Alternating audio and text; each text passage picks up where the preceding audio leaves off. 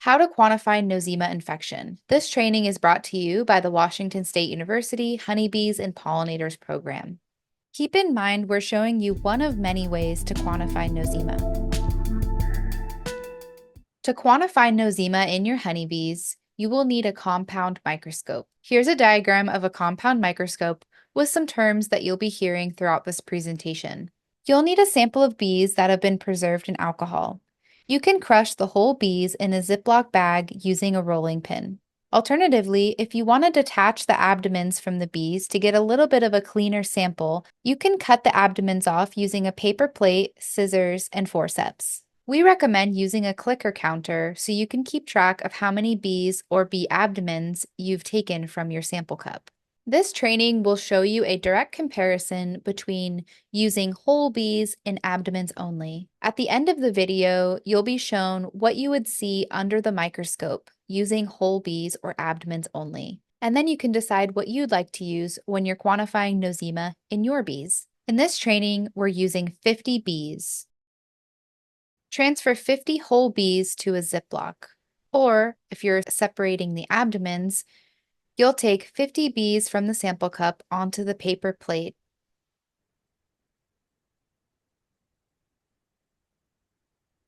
You can isolate the abdomen from the bees by grabbing the thorax with the forceps and using scissors to detach the abdomen from the bee. I recommend keeping them in separate piles as you detach the abdomens. Once you've collected all 50 abdomens from the bees, you can then transfer them to the Ziploc bag.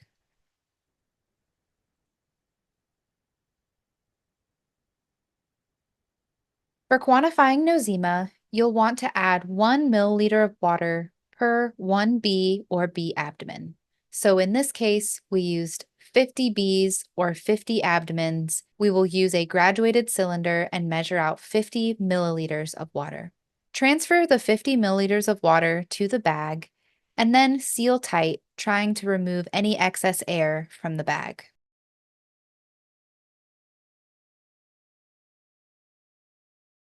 Now it's time to crush your bee samples using a rolling pin. You can move the bag into different positions so you can roll without popping the bag. Crush the entire sample.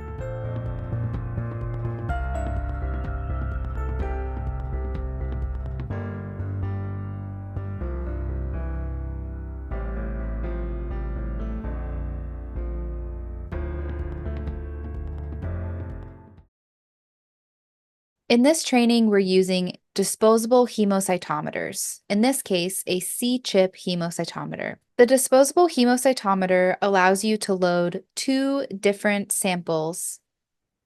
This crescent shape here on each side is the area which you will load your sample into. Carefully secure your disposable hemocytometer onto the stage with the stage clip.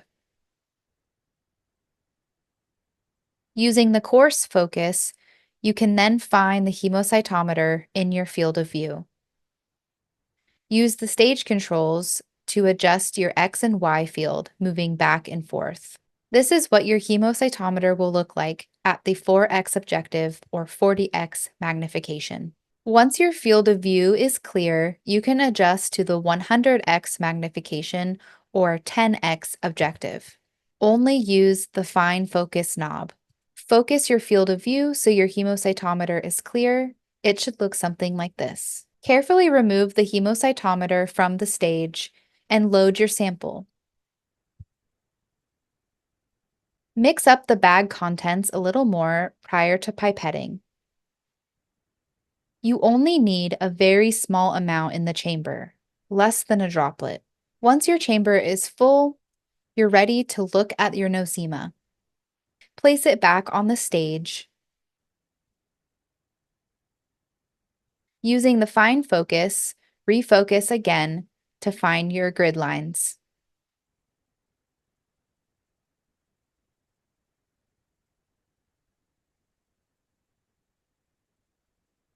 Then, very slowly, move it to the 400x magnification or 40x objective. Only use the fine focus knobs. You want to prevent your sample from touching the objective lens. Your grid lines will look something like this. This picture here in the top left is what your hemocytometer grid looks like. The goal is to magnify into this middle section here containing 25 squares. To quantify Nosema spores, you will count only 5 of these smaller squares, each of the 4 corners and the 1 middle square. We recommend going in a serpentine shape. This helps you keep track of where you're at when you're counting your Nosema spores. In each of the squares you'll be counting, there's 16 smaller squares. We recommend scanning your eyes in that serpentine shape from right to left so you can keep track of which spores you've already counted. For consistency, don't count the spores within the 3 lines outside of the small squares. Use the stage controls to adjust your stage back and forth to follow in that serpentine shape.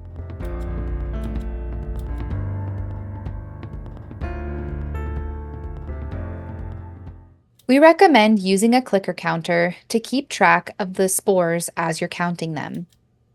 You will add up the number of spores in each of these 5 squares highlighted.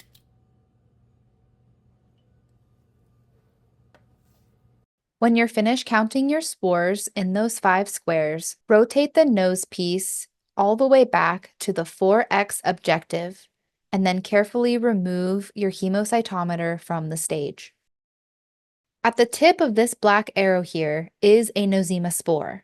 They are incredibly small. Zooming in a little closer, you can see that they're sort of shaped like a Tic Tac candy. They have a distinct outline, they're oval shaped, and they have smooth edges.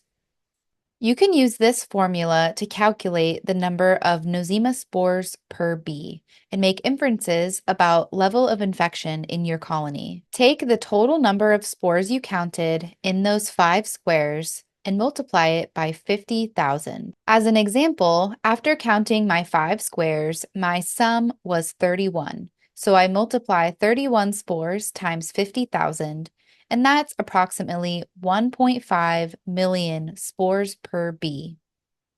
For a direct comparison of using whole bees versus abdomens only, here's visual representation of what you might see in your microscope field of view.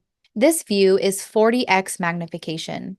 You can see that there is debris in both of the samples. If you're looking closer at the 100x magnification, you can see that the field of view is much more littered with debris in the whole bee sample.